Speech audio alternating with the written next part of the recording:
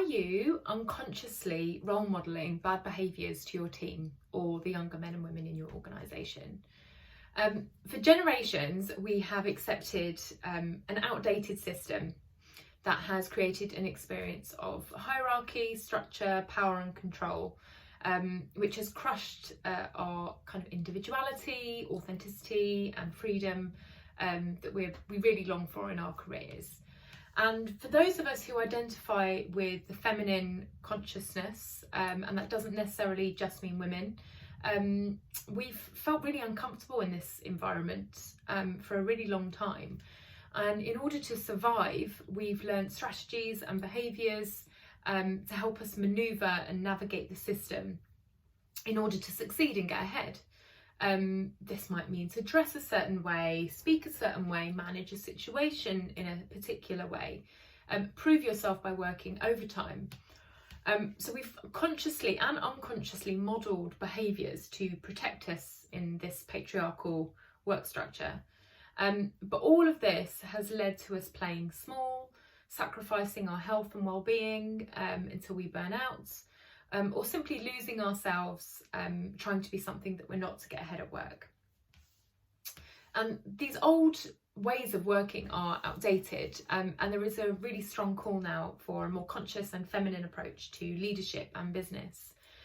The old experience is being replaced by communication, cooperation, creativity, compassion, community, and these are all attributes of the feminine consciousness. But are you actually helping to birth and nurture this new world? Or are you unconsciously helping to maintain these old structures, and the ones you don't like, by modelling deep-rooted behaviours that have kept you safe for so long? Now, these strategies and behaviours that you've honed have in the past have worked for you. They're habits and beliefs that are so deeply ingrained in you because they've helped you survive and get ahead.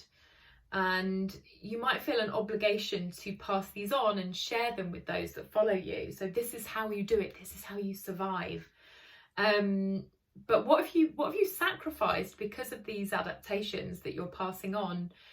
Are they still necessary? And is there another way? So I'm going to share with you a few suggestions to get you thinking and to help you moving towards a more conscious approach to role modelling, where you're just more awake to the things that you're unconsciously doing. So firstly, what would an ideal working environment look, feel and sound like to you?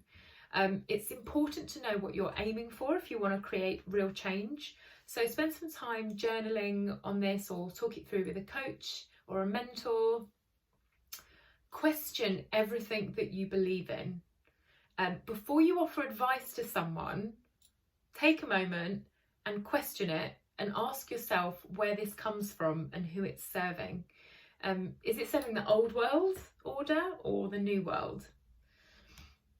Examine your behaviours and notice what you notice. So are you speaking up in meetings? Where are you playing small? Where are you adapting your behaviour to please others?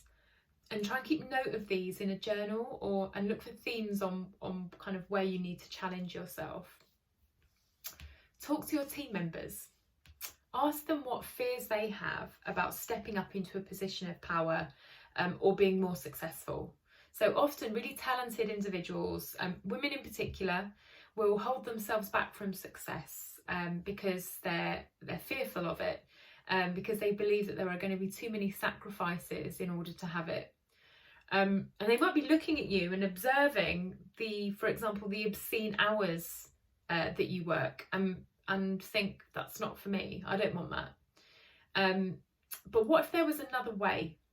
So if you feel comfortable with this, let them know that you're trying to work on some of these things and change some of these old habits and why you modelled them to begin with. That's a really interesting conversation to have with your team. Get some help. So recognising the habits and where you need to heal and make changes is one thing, but actually changing these old habits is really hard, and you don't have to do it on your own. So either consider working with a coach or your mentor to support you on this journey, and you could ask your colleagues or even your team to call you out when you slip into your old ways. Let your manager know what you're doing if you feel comfortable. And you could even create a movement by setting up a group within your organisation to accelerate this shift through collective behaviour change. Start with something small. So just what one small change can you commit to doing over the next month? So for example, I will no longer hold back in meetings if I don't agree with something. And lastly, remember why you're doing it. It's not about you. It might feel scary or uncomfortable, but just remember, it's not just about you, it's bigger than you. As a leader, it's your responsibility to pave the way for the leaders of tomorrow and show them that there is a new, more conscious way of working, because we want more of those types of people as leaders. So you need to show them that it is possible to thrive doing the work that you love, that you feel called to do, so that they can also follow down that route and thrive instead of simply surviving the old way. So I hope this was helpful, got you thinking. If you'd like to chat through any challenges that you're having in your organisation, then please get in touch or share this with anyone that you think might need to hear this today. Thank you.